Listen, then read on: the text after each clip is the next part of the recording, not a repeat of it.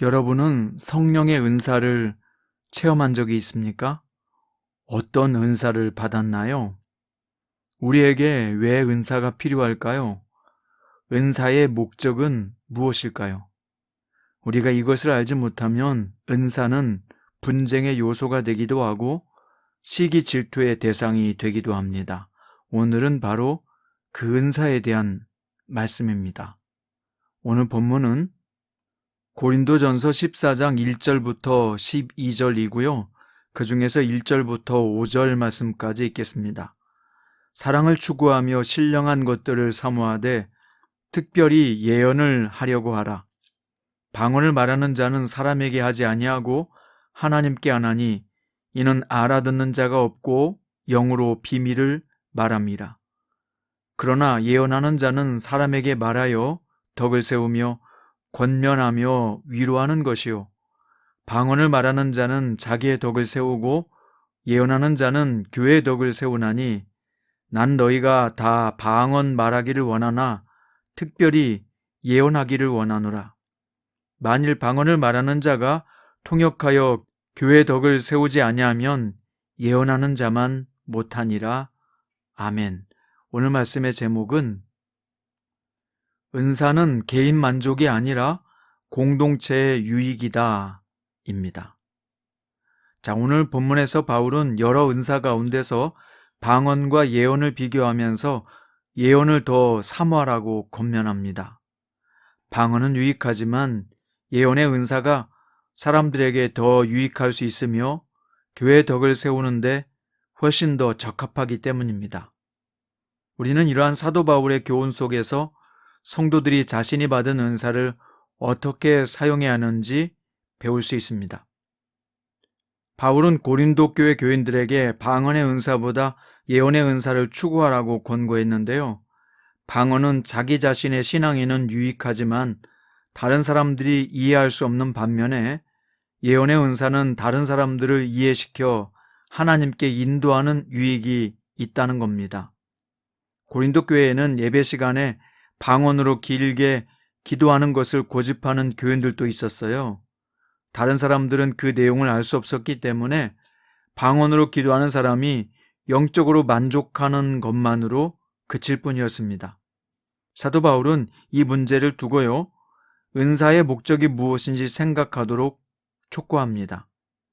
은사는 타인을 향한 사랑의 도구로 주어지는 것입니다. 하나님은 당신의 자녀들이 받은 은사로 사적 만족을 넘어서 다른 사람들을 섬기고 유익하게 하길 원하십니다. 성도들 중에는 자신이 받은 은사를 하찮게 생각하며 좀 더 신비해 보이는 은사를 부러워하는 사람들도 있어요. 이와 반대로 자신이 받은 은사를 과시하는 사람도 있습니다. 그러나 어떤 은사든지 다른 사람들을 사랑하는 도구로 사용한다면 비로소 그 은사의 참된 목적이 드러나게 돼 있습니다. 하나님이 주신 달란트를 땅에 묻어두어서는 안 됩니다. 우리는 우리 은사로 섬겨야 될 사람이 있는지 살펴보아야 합니다. 그리고요, 하나님이 주신 은사로 부지런히 이웃사랑을 실천해야 할 것입니다. 하나님은 우리가 은사를 통해서 많은 열매 거두는 것을 당신의 눈으로 목도하길 바라실 것입니다. 방언과 예언 둘 다 세우는 은사들이죠. 그런데 방언은 개인의 믿음을 세우고 예언은 교회를 세웁니다. 바울은 개인의 유익도 중요하지만 무엇보다 공동체에 유익한 예언이 더 추구해야 될 것이라고 가르쳤습니다. 그렇다면 예언은 무엇일까요? 그것은 세상 사람들이 생각하듯이 미래에 일어날 일을 알려주는 것이 아닙니다. 참된 예언의 은사는 하나님이 주신 말씀을 가르치고 하나님의 뜻을 드러내는 것입니다.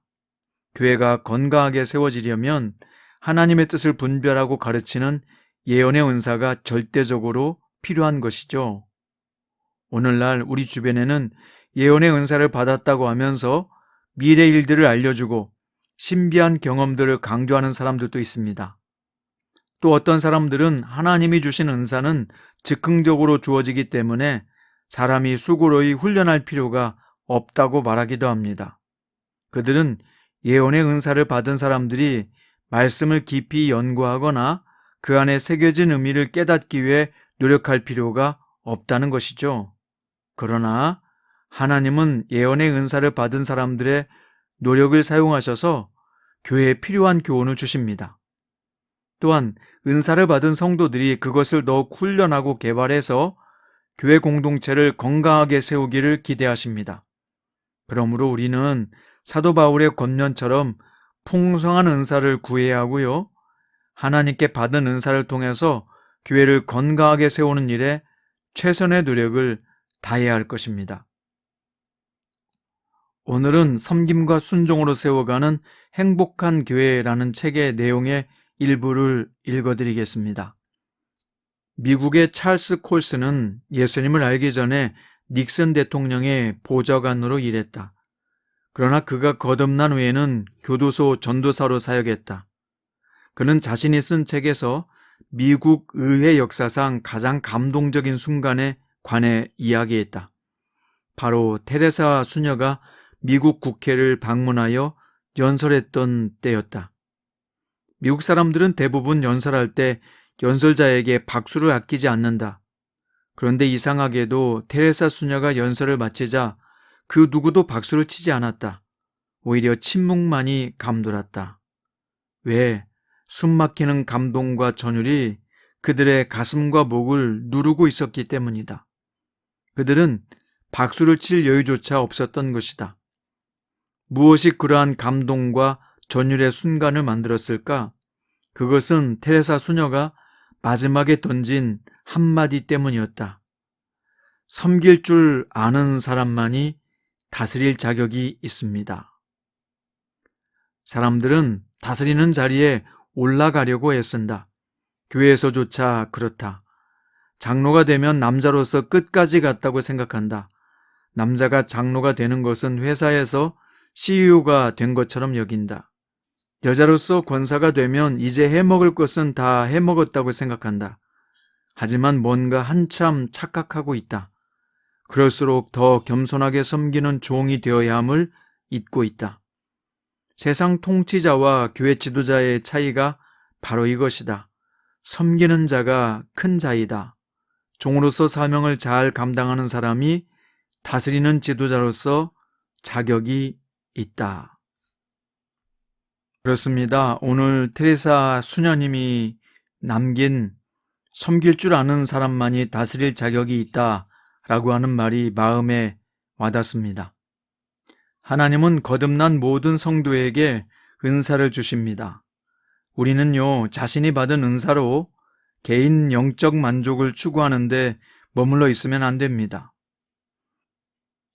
우리는 하나님이 주신 은사로 선한 열매를 맺고 있는지 살펴보길 원합니다.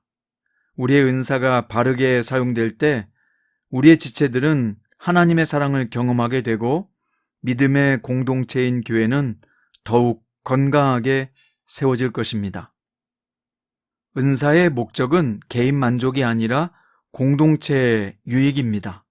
그래서 은사를 통해서 교회를 사랑하는 마음으로 아름답게 사용할 수 있는 여러분과 저 될 수 있기를 축원드립니다. 기도드립니다. 사랑하는 주님, 우리 각자에게 필요한 은사를 주셨습니다. 이 은사들은 개인 만족이 아니라 공동체 유익을 위해서 주신 것들입니다.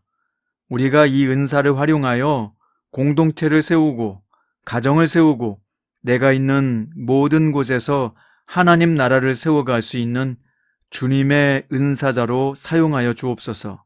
우리의 은사를 통해서 주님의 빛과 영광과 복음이 전파되기를 소원합니다. 살아계신 예수님의 이름으로 기도드립니다.